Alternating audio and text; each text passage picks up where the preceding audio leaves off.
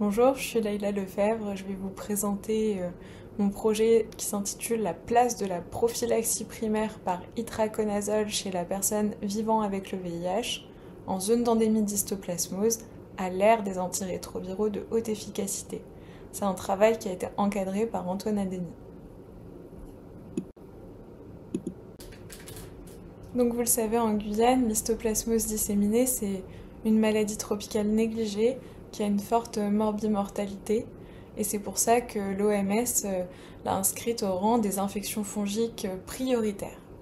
Elle est due à un champignon, Histoplasma capsulatum, dont les cibles privilégiées sont les personnes qui sont très immunodéprimées, donc au premier rang desquelles les personnes qui vivent avec le VIH à des stades avancés de la maladie.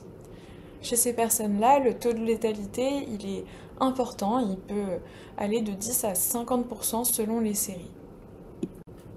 En Amérique latine, c'est un enjeu majeur de santé publique, l'histoplasmose disséminée, puisque on a une forte prévalence du VIH, et notamment on a un tiers quasiment des personnes qui vivent avec le VIH qui sont à un stade avancé de la maladie, donc très immunodéprimés, ce qui les rend à risque de faire une histoplasmose disséminée. Et donc on compte que chaque année, on aurait entre 6 000 et 9 000 morts d'histoplasmose disséminée par an en Amérique latine.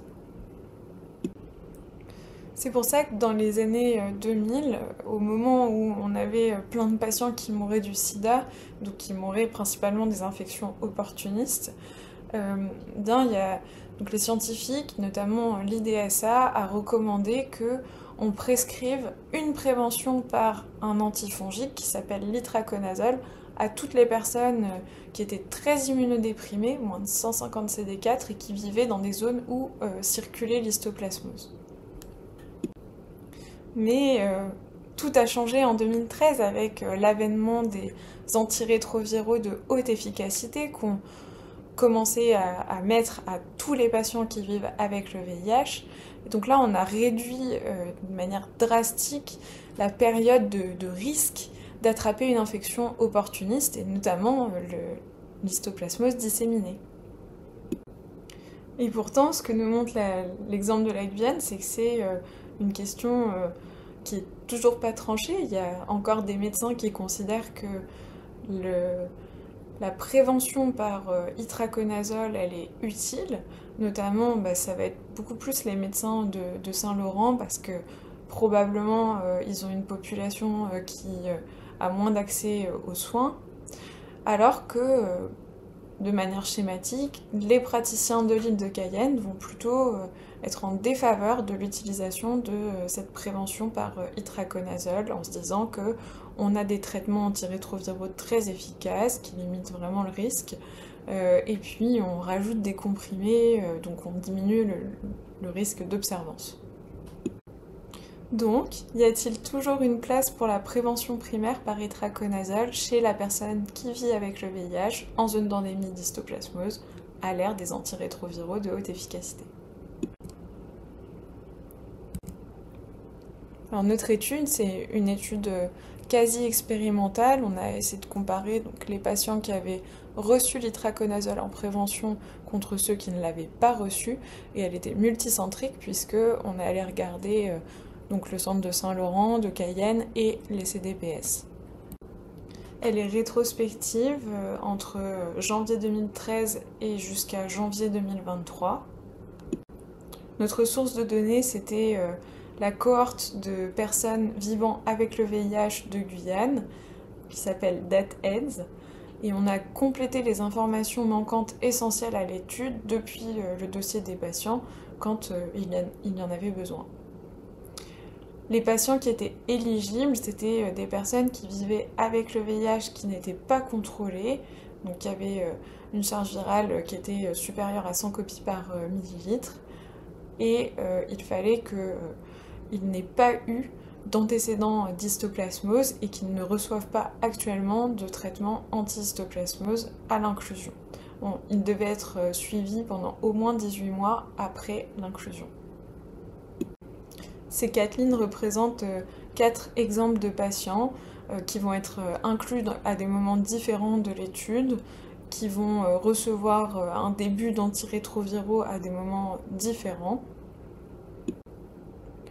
Donc on va regarder chez ces patients-là qui va faire une histoplasmose.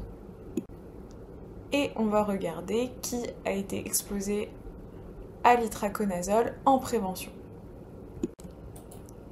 Le critère de jugement principal, c'est assez logiquement, à 18 mois après l'inclusion, on va comparer le taux d'incidence d'histoplasmose disséminée chez les patients qui ont reçu la prévention par itraconazole et ceux qui ne l'ont pas reçu.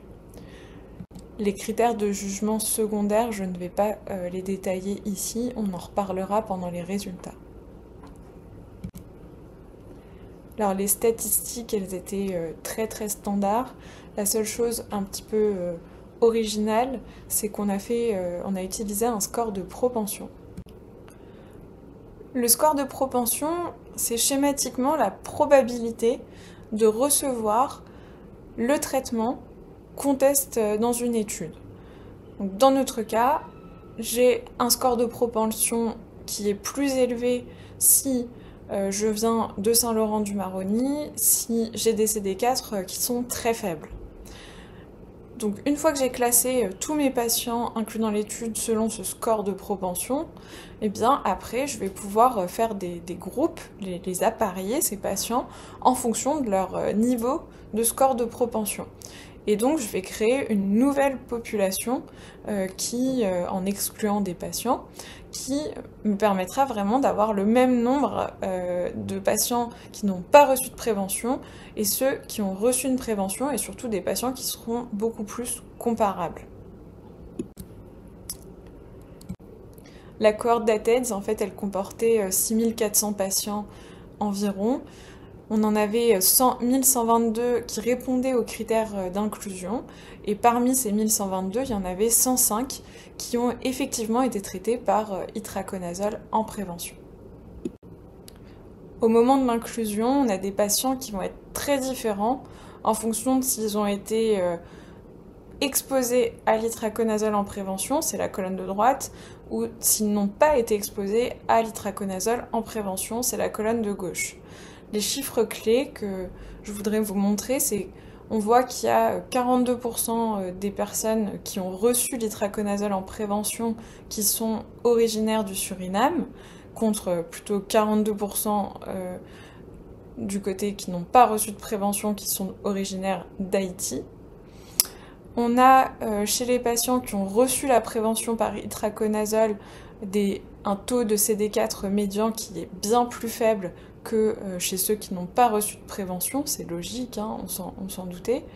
Et ceux qui ont reçu la prévention par itraconazole, ils vont être beaucoup plus fréquemment hospitalisés à l'inclusion dans l'étude et ils vont avoir jusqu'à dans un tiers des cas un antécédent d'échecs antérieurs d'antirétroviraux, alors que c'est que 5% des cas dans les patients qui n'ont jamais eu de prévention par itraconazole. Et cette différence, elle se maintient au cours du suivi, et on le voit parce que parmi les patients qui ont reçu l'itraconazole en prévention, eh bien, il y en a près de la moitié qui vont avoir un échec des antirétroviraux, alors que parmi ceux qui n'ont pas reçu la prévention par itraconazole, on aura 25% seulement qui auront eu un échec des antirétroviraux. Et au final, parmi nos 1100 patients et quelques, on aura 12 cas d'histoplasmose. Mais ça, c'était dans la population globale, là, les 1100 patients, mais qui n'étaient pas complètement comparables entre ceux qui avaient reçu l'itraconazole en prévention et ceux qui ne l'avaient pas reçu. Donc c'est pourquoi on va utiliser le score de propension pour redresser cette comparabilité entre les deux groupes. Donc là, vous avez nos deux nouveaux groupes d'exposition. Vous voyez qu'on passe de plus de 1000 patients dans le groupe pas de prévention à 123 patients. Et dans le groupe itraconazole en prévention, de plus de 100 patients à 71 patients. Mais là, en revanche, ils sont similaires dans le suivi, puisque ils ont un taux de succès des antirétroviraux qui est similaire entre les deux groupes, et ils vont avoir autant de décès dans les 18 mois. Et là, on verra qu'il y a 6 histoplasmoses qui vont survenir chez ces patients-là, chez cette nouvelle cohorte, et on n'a en fait pas de différence significative entre les deux groupes en termes de pourcentage. Donc quand on regarde notre critère de jugement principal, qui était l'incidence de l'histoplasmose, à la fin de ces 18 mois de suivi, eh bien en fait on voit qu'entre les deux groupes, on a des taux d'incidence qui ont un intervalle de confiance qui va se recouper. Donc ce qui fait qu'on n'a pas de différence significative d'incidence d'histoplasmose disséminée entre les deux groupes. Si maintenant on repart dans la population générale du tout début, là, les plus de 1200 patients, eh bien on voit que on ne va pas avoir les mêmes patients qui vont faire une histoplasmose que ceux qui ne font pas d'histoplasmose. On fait une histoplasmose si on est plutôt brésilien, enfin c'est plutôt des Brésiliens qui vont faire une histoplasmose. C'est plutôt des patients qui auront été inclus dans les années 2013-2014. C'est plutôt des patients qui vont avoir une très forte charge virale à l'inclusion, de manière assez logique. Et cette étude, elle nous a aussi permis de voir comment utiliser en pratique les cliniciens la prévention par itraconazole. Ils l'utilisaient en médiane à peu près moins d'1 an. Et on a vu qu'il n'y avait pas de gros effets indésirables qui avaient été rapportés. Donc je passe à la conclusion. Je pense qu'une des principales forces de cette étude, c'était l'approche pragmatique, parce que c'était une étude en vie réelle et c'était la seule qui avait été faite à l'ère des antirétroviraux de haute efficacité. On a des effectifs qui sont à peu près dans le même ordre de grandeur que l'étude qui avait mené à la recommandation de mettre les patients sous traitement préventif par itraconazole. Et puis, de manière intéressante également, ça a permis de mettre à jour les données épidémiologiques locales. Alors vous voyez d'ores et déjà, j'imagine, les limites, puisque le score de propension, il permet pas de tout corriger. On conserve, malgré cet effort, plein de biais résiduels. On n'arrive pas très bien à approcher vraiment ce que c'est le feeling du médecin. Et surtout, je pense que le principal problème, c'est que comme c'est un événement extrêmement rare, l'histoplasmose disséminée qui survient au cours du suivi, eh bien, on a un vrai manque de puissance.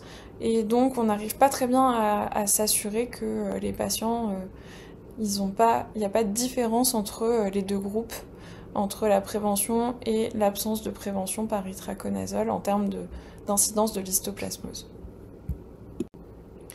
Donc, je pense que ce qu'il faut retenir de cette étude, c'est que c'est extrêmement rare de faire une histoplasmose disséminée incidente, c'est-à-dire qu'une fois qu'on a été diagnostiqué VIH, qu'on est réentré dans les soins, qu'on est remis sous antirétroviral, c'est extrêmement rare de développer une histoplasmose à ce moment-là.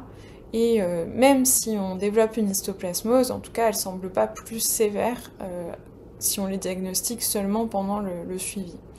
Mais ça reste encore un argument supplémentaire pour dire que il vaudrait peut-être mieux, plutôt que de donner la prévention à un très grand nombre de personnes, alors qu'il y a très peu de cas finalement qui pourraient en bénéficier, il vaudrait peut-être mieux essayer de mieux dépister et de mieux diagnostiquer des phases précoces de la maladie ou des phases même subcliniques de la maladie histoplasmose disséminée.